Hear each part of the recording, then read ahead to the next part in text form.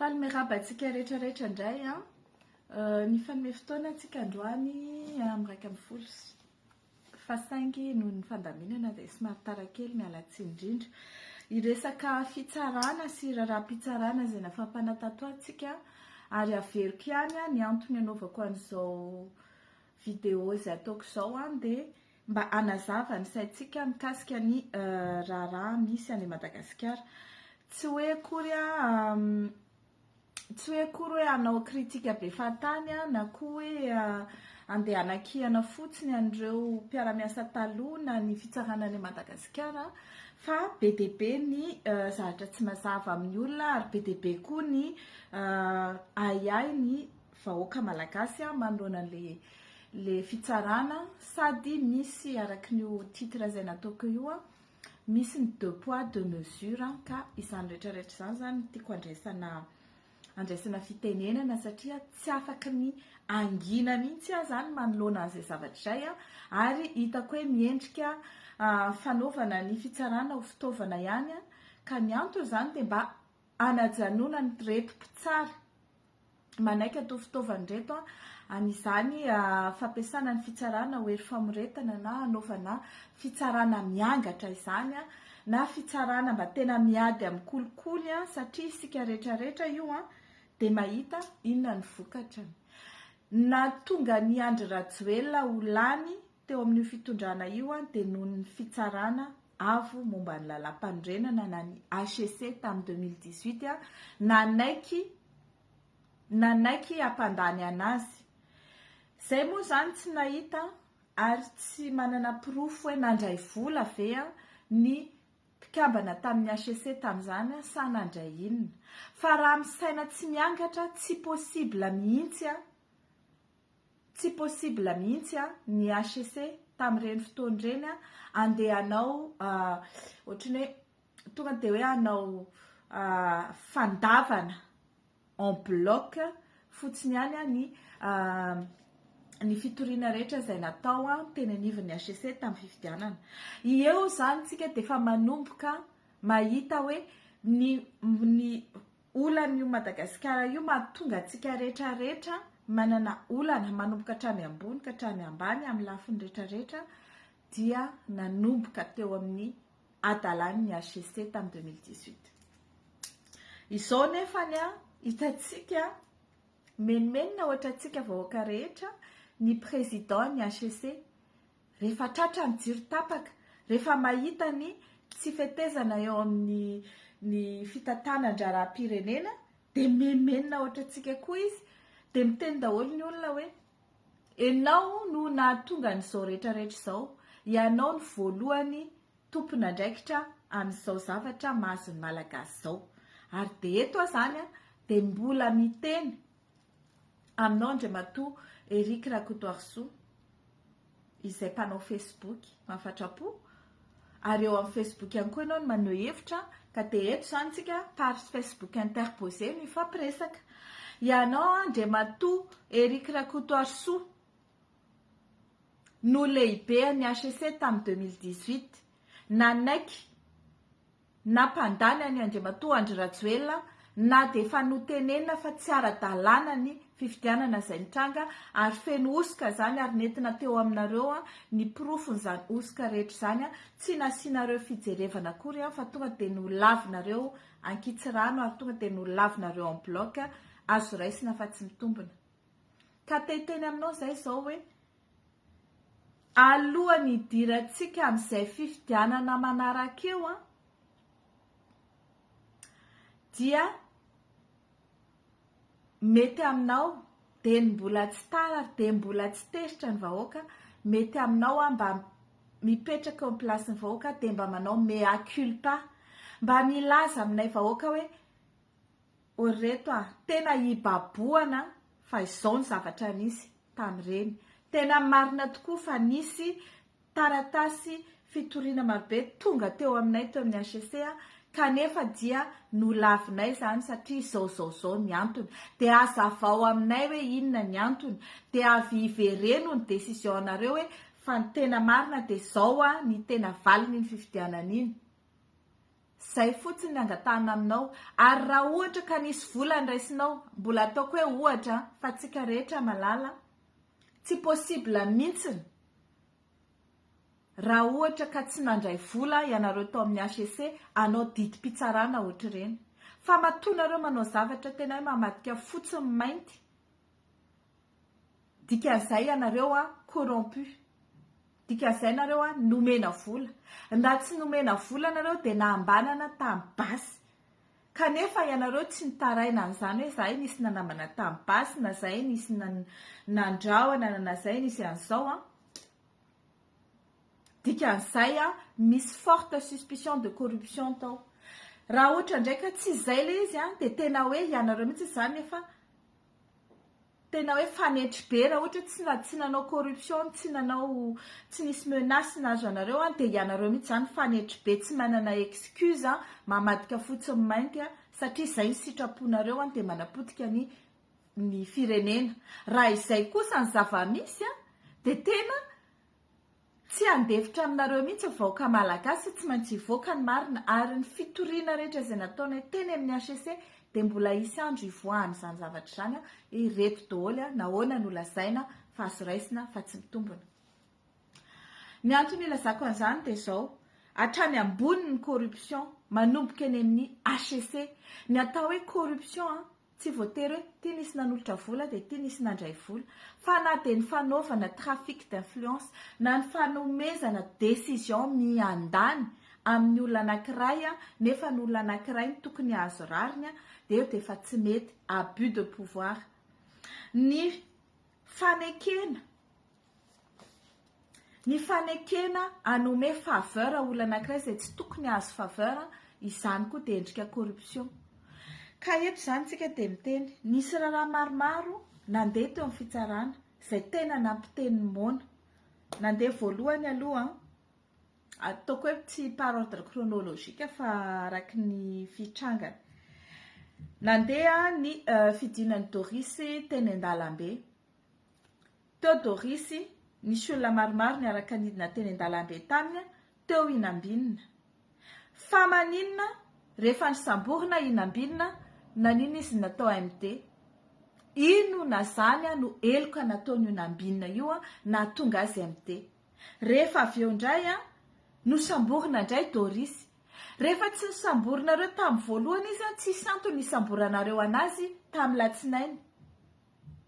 Fa inona zany lesaka ho ataonareo? Sa nisy nanantena ianareo hoe omena baiko indray le fitsarana dia ho plasena sous mandat de dépôt io Doris io, amin'izay mitrotra ny vahoaka malagasy. Kanefa moa dia isorako an'ilay mpitsara izay nandray an'io dossier io, ary dia tena isorako manokana eto ny mpitsara izay nandray any dossier an'i Doris tsy nametraka anazy sous mandat de dépôt. Satria izany zavatra any dia ho nampikorotana ny fiarahamonina tao Madagasikara hoe vehivavy nitarika olona teny an-dalambe, tsy nandroba, tsy nanina, tsy nandoro, tsy nanapotika, kanefa dia hogadraina. Fa na izany ara ny fanagadrana ny Inambinina koa dia tsara drariny, ary tena tsara drariny. Ka dia eto izany dia mitako hoe avoahinareo eo no eo miaraka amin'ny vava miteny io Inambinina io, fa tsisy antony higadrany io olona io na ny kely akory ary. Fa manina no gadragadrainareo fa tany io raim-pianakaviana io? Inona ny eloka nataony? Tsy namingavinga izay rehetrarehetra teo na eno ny zavatra niteneniny, fa tsy nanompa mpitandro filaminana izy, tsy namingavinga ininona fa niaro an'i Doris tsy voasambotra fotsiny nataony. Ary tsy voatery hoe raha manao manifestation eny an-dalana ry zareo ka tsy maintsy ho samborinareo. Fa maninona zany no nisamborina? Nefa tsy nisy ainana fohy, tsy nisy olona naratra, tsy nisy zavatra potika. Isan'andro nefa misy polisy, gendarme manao bavure policière, mitifitra olona tonga dia maty vararaka, tsisy fitsarana, tsisy ninina. Reny nefa misy ainana fohy. Mety hoe tena jiolary fa hatreto aloha matetika dia mitaraina ny fianakavian'ireny olona voatifitra reny. Tsy jiolany io olona io fa izao. Ary na jiolary izy dia manana droit na jiolarany ho tsaraina aloha hitondra ny fiarovatenany ary hogadraina mandra-pahafatany raha ohatra ka mitombona ny fiampangana azy. Fa ao a Madagasikara efa tsy misy tsony hoe raha ohatra ianao ka jiolahy dia tokony vononao faty. Nahitantsika reny olona lefa manolana zaza tsy ampy-taona, be voka le zaza tsy ampy-taona. Le zaza indray no alaina baraka eraky ny tanàna, fa le olona nanolana mandrakitiny androany tsy hitanao ny tarehany, tsy fantatra hoe aiza izy indray no mitsotsotra ry. Eo zany dia efa tsy mety ny fitanilany le fitsarana hoe maninona ny olona tokony isazy tsy zaziana ary ny olona tsy tokony isazy migadrany. Nambinina zany, maninona izy no migadra. Tokony ho tsaraina faran'izay anga ny nambinina dia tokony ho afahana sazy faratoko hoe maivana na afahana no fisalasalana na tsy mitombona ny fanenjena azy satria tsy nisy eloka nataon'izany nambinina izany. Faharoa, iresaka ny raisantsika. Ny teny io ramatoa io fa misy olona nitaky vola taminy nanao extorsion, ananany pirofo ny nanomezana an'izany vola zany sy ny olona ry témoin izay nitaky ny vola tany aminy amin'ny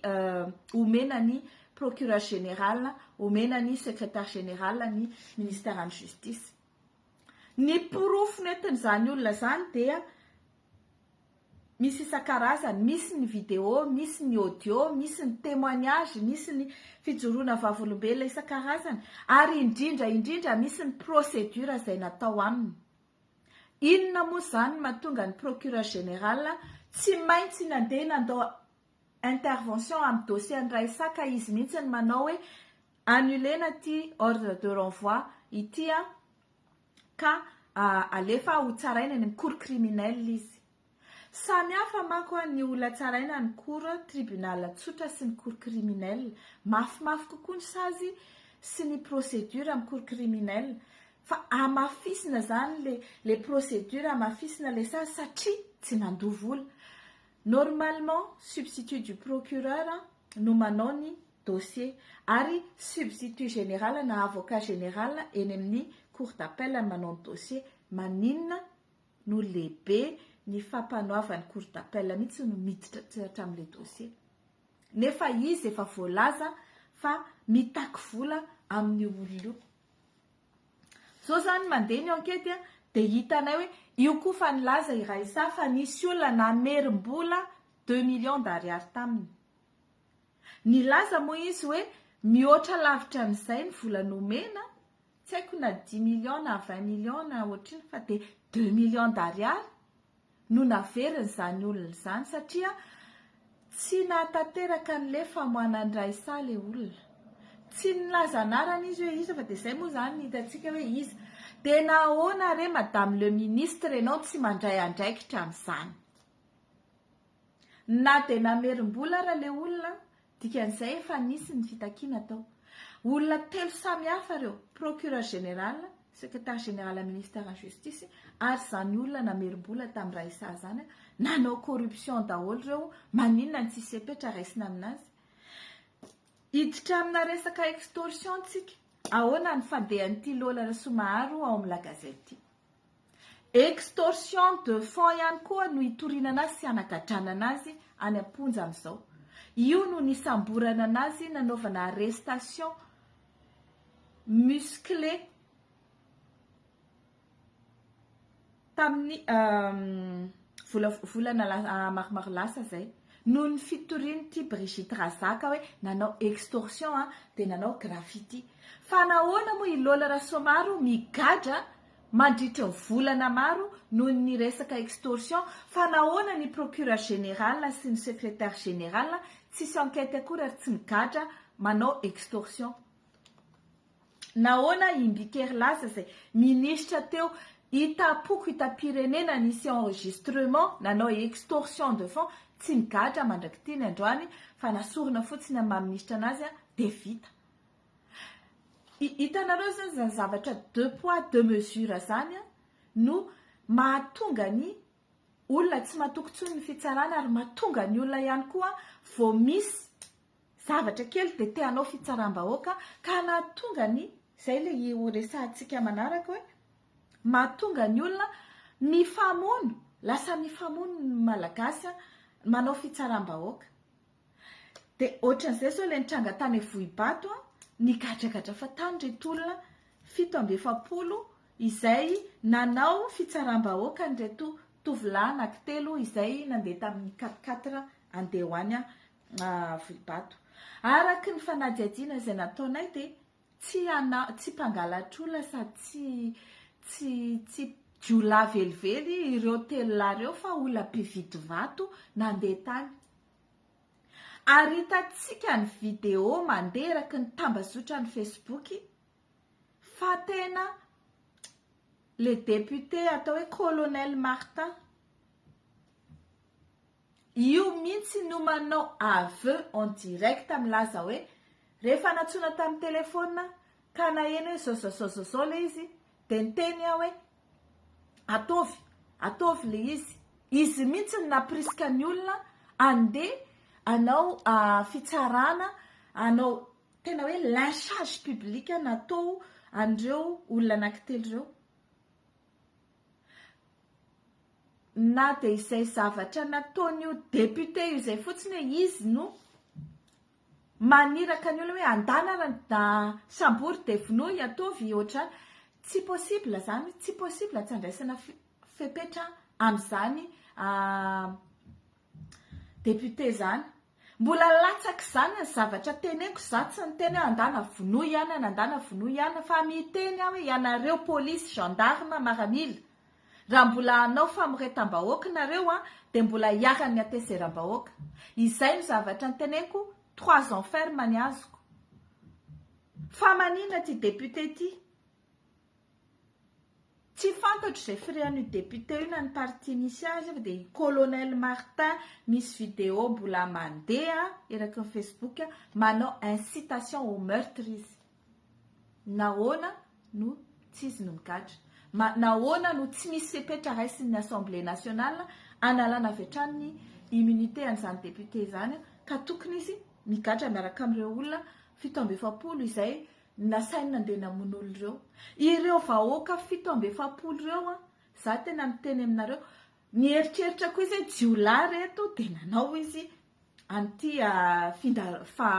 samy daroka teo daholo no ninona no tsy fatokisan'olona fitsarana. Iza zany no netombohany sy ny evian-dritra dia ny fampiasana ny fitsarana ho fitaovana politika andaniana amin'ny fifidianana, fitaovana politika anagadrana izay manelingelina, fitaovana politika anagadrana izay mpanohitra amin'ny teny sy midina eny an-dalambe,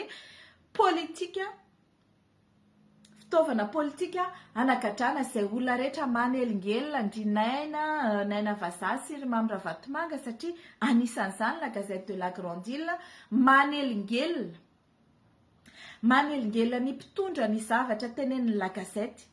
satria taty aoriana dia lasa mamely ny mpitondra sy mamely ny Rimamira Vatomanga izany la Gazette izany ka nanomboka teo dia tonga dia nopotehina hatramin'ny matériel izay ao amin'ny imprimerie ny la Gazette. Izany zavatra izany dia tsisy fepetra, tsisy zavatra andraisina na ny destruction de bien natao tamin'ny sezian'ny fananany la Gazette tsisy fitsarana, tsisy ninina. Kanefa dia eto izao no tsarana omaly tamin'ny resaka hoe vol de courant. Tsy anjarako ny manazava an'izany fa za mijery ny zavatra hitako teto amin'ny Facebook ihany izay navoaka ny avocat dia voalaza fa vol de courant tamin'ny 2018 no hitoriana ny Lola Rassoumaharo izay actionnaire ao amin'ny SMP ngambany izay Société Malagasy de Presse izany hoe la Gazette. Izy actionnaire, tsy izy rery ny actionnaire. Ilay fitoriana dia tamin'ny 2018 tsy nisy toyan'io fitoriana io raha tsy 2023 teo anelanelany 2018 ka hatramin'ny 2023 dia manisy atsika 2018, 2019, 2020, 2021, 2023 izany hoe dia 4 taona. Ny lalàna nefa dia milaza fa ny fitoriana sy ny eloka raha ataontsika hoe misy ny eloka eo anivon'ny tribunal correctionnel dia misy prescription na mi fetrandro telo taona zany hoe prescrit ao anatiny telo taona ka raha ohatra zany nametraka fitoriana le olona ka tsy misy zavatra nataon'ny fitsarana teo nelanelan'izay ao anatiny telo taona anatin'izany 4 taona zany dia atao hoe prescrit ny action publique ka eo zany dia nanaonao foana ndray koa zay tsara nandray ny dossier io nanokatra ny prescription amin'io 4 ans après les plaintes zay nataon'ny jirama io de lazaina fa hoe MD le olona akoatrany ty lazaiko hoe extorsion hoe rehefa iza no manao extorsion de avy de mandray fisamborana avy hatrany ny police ny gendarme ny fitsarana rehefa iza no manao extorsion dia jerijerena fotsiny le olona fa rehefa iza koa no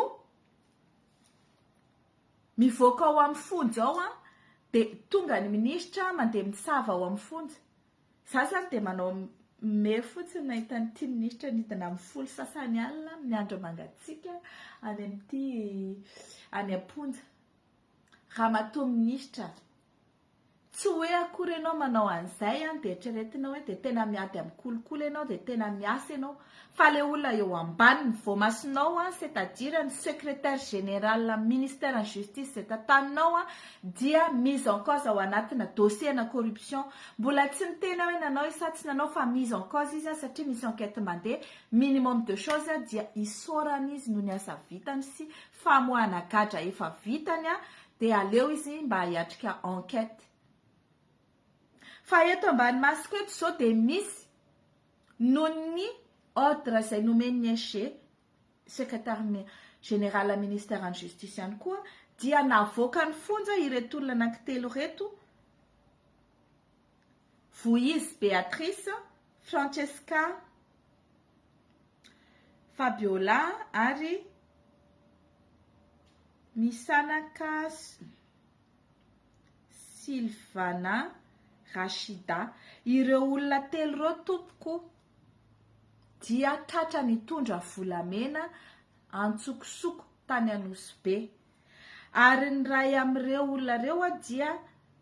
vadiny sénateur Seramila Mino Avizar vadiny sénateur Seramila Avizar Mino io zany anisany nanao an'ity tratra nitondra volamena antsokosoko ivoaka ny Madagasikara ka rehefa tratra tao Anosy reo de placé sous mandat de dépôt de avy eo nahazo baiko ny chef d'établissement tao Anosy de hoe ataovy ao an-tranonao reo ataovy mise à disposition nefa mbola tsy voatsara hatram'izao tsika miteny zao de misoratra mazava ao anatin'ny registre ny fonja hoe mise à disposition au logement du CE ireo gadra anankitelo reo rehefa olona zany akaiky fitondrana zay foana le mampimemenana isan'andro rehefa olona zany akaiky fitondrana rehefa olona zany mahitahita de tsy migadra fa avoaka mahazo mopy rehefa olona tsy mahitahita rehefa olona mpanohitra rehefa olona tsy manakatao maty ny fitsaram-bahoaka raha tsy zany de migadra fatany ao amin'ny fonjy ao raha olona moa zany mpanohitra na mahasamy teny ndray mbava fotsiny amin'ny fitondrana dia migadra avy eo nefa mody milaza ty Andry Rajoelina hoe zéro tolérance amin'ny corruption aiza ho aiza tompoko zany zéro tolérance amin'ny corruption zany amin'izao satria de ny hitanay de ny corruption